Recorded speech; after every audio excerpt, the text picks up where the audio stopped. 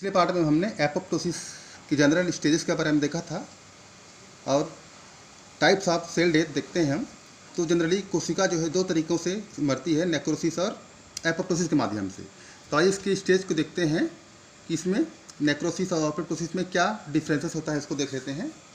मान लीजिए ये नॉर्मल सेल्स हैं, जब इसमें कुछ सिग्नल मिलता है एपोप्टोसिस के लिए, वो सिग्नल इंट्रिंसिक हो सकता है या एक्सट्रिंसिक सिग्नल हो सकता है। तो एक जो नॉर्मल सेल है, सबसे पहले एपोप्टोसिस या नेक्रोसिस की प्रक्रिया में जाने के लिए उसमें सबसे पहले हम देख लेते हैं नेक्रोसिस। नेक्रोसिस में जाने के सबसे पहले सेल्स में साइटोप्लाज्मिक श्रिंकिंग होता है, क्रोमेटिन कंडेंसेशन हो जाता है। तो इसमें जो है ब्लेब्स बनने लगते हैं। Small blebs form the structure of nucleus changes. Nucleus material change हो जाता है, जिसके फलस्वरूप उसके जो सेल मेम्ब्रेन में ब्लेब्स बनने लगते हैं। और आगे जाकर के ये ब्लेब्स जो है, ब्लेब्स ग्रोथ लार्ज होने लगता है और organelle are not located in the blebs. जो इसके ऑर्गेनेल होते हैं ये ब्लेब्स के अंतर्गत मूव नहीं करते हैं। इसके पश्चात नेक्स्ट कंडीशन में ये जो सेल मेम्ब्रेन है वो रप्चर टूट जाता है। टूटने के पश्चात इसके सारे ऑर्गेनेल्स जो हैं बाहर आ जाते हैं और जो ऑर्गेनेल्स बाहर आते हैं वो नॉन मेम्ब्रेन बाउंड होता है और वह फंक्शनिंग नहीं होता है। तो ये नेक्रोसिस है। ये नेक्रोसिस की प्रक्रिया फिजिकल, केमिकल एजेंट या इन्फेक्शन, इंजरी और हाइपोक्सिया इत्यादि की वजह से हो सकते हैं। इसी तरह हम यदि एपोप्टोसिस की बात करें तो एपोप्टोसिस के जब नॉर्मल सेल्स, इसमें भी वही बातें होती हैं, कुछ अंतर होता है। तो इसमें भी जैसे कि ब्लेब्स बन गए, इन ब्लेब्स में ग्रोथ हुआ। ग्रोथ होने के पश्चात ये एक प्रकार की ये फिंगर लाइक या कहना चाहिए अमीबाइड स्ट्रक्चर में डेवलप हो गया। और इसके जो न्यूक्लियस है, the nucleus begin to break apart and the DNA break into small piece. इसका डीएनए टूट जाता है और सारे ब्लेब्स की तरफ जो ऑर्गेनेल्स मूव करने लगते हैं और ब्लेब्स में ऑर्गेनेल्स लोकेटेड हो जाते हैं।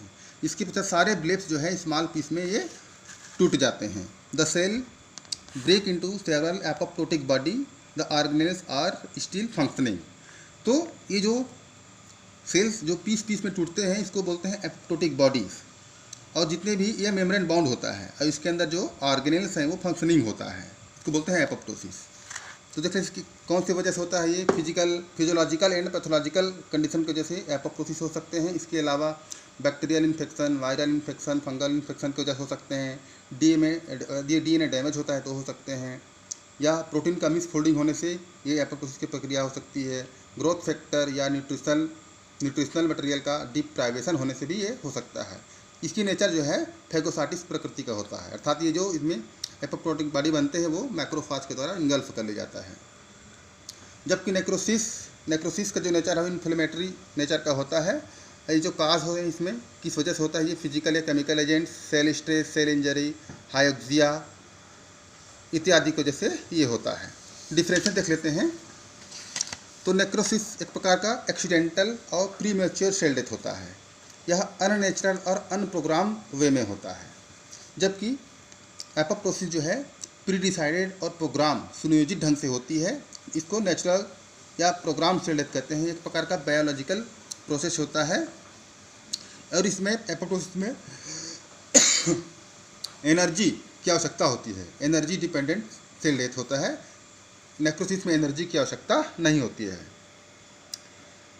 तो ये हमने देखा नेक्रोसिस इन्फ्लेमेटरी नेचर का होता है और एपोप्टोसिस जो है फाइगोसाइटिस नेचर का होता है।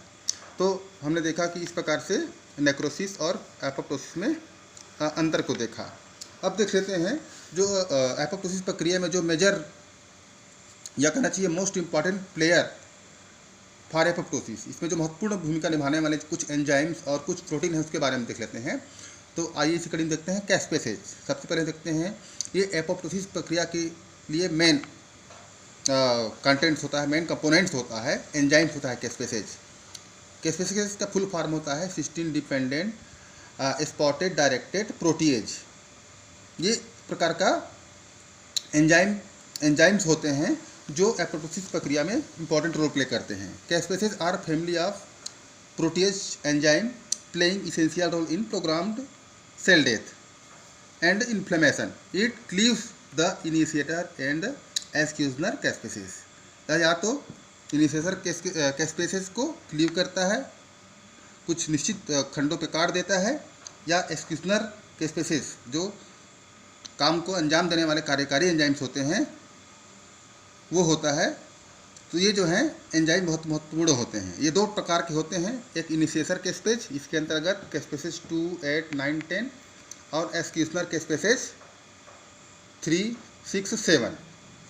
तो जनरली जो है सभी के स्पेसेस पहले इनएक्टिव फॉर्म में होते हैं जिसको प्रो के स्पेस बोलते हैं, और जो इनिशिएटर के स्पेसेस हैं ये सिग्नल और जो रिसेप्टर मॉलिक्यूल्स होते हैं सेल मेम्ब्रेन में उसके द्वारा ये एक्टिवेट होता है। इनिशिएटर के caspases are activated by extrinsic और इंट्रिंसिक या रिसेप्टर सिग्नल के माध्यम से एक्टिवेट होते हैं, जबकि जो एक्सक्यूशनर के स्पेसेस हैं ये जो है इनिशिएटर के स्पेसेस के माध्यम से एक्टिवेट होता है।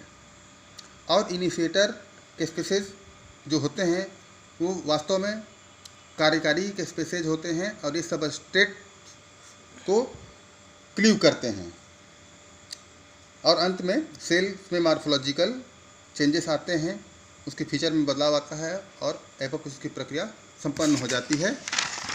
अब देख लेते हैं हम कि एपोप्टोसिस की प्रक्रिया में कौन कौन सी रेगुलेटर होते हैं। तो कुछ रेगुलेटर प्रोटीन होते हैं, जैसे कि महत्वपूर्ण है BCL2 फैमिली के प्रोटीन्स होते हैं।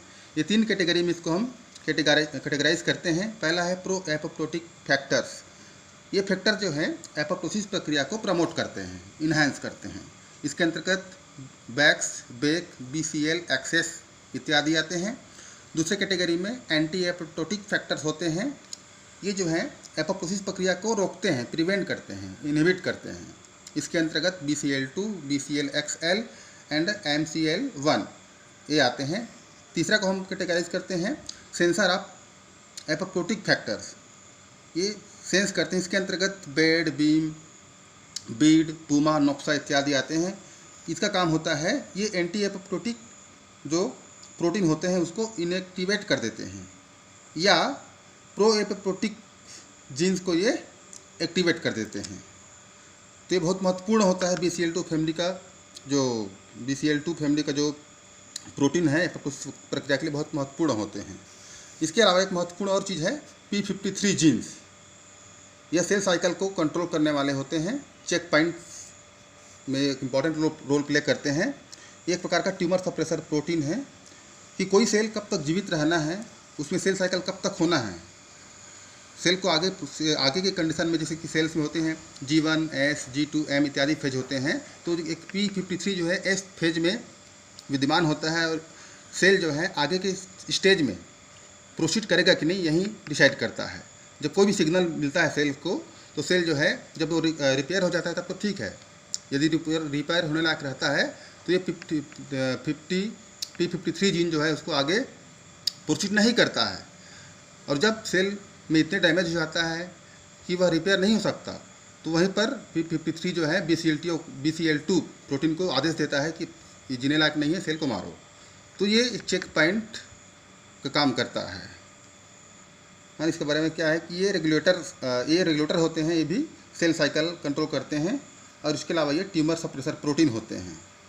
The P53 gene like the RB gene is a tumour suppressor gene, it stop the formation of tumour. ये ट्यूमर को रोकने के लिए बहुत महत्वपूर्ण होते हैं और एपोप्टोसिस प्रक्रिया में इंपॉर्टेंट रोल प्ले करते हैं। धन्यवाद।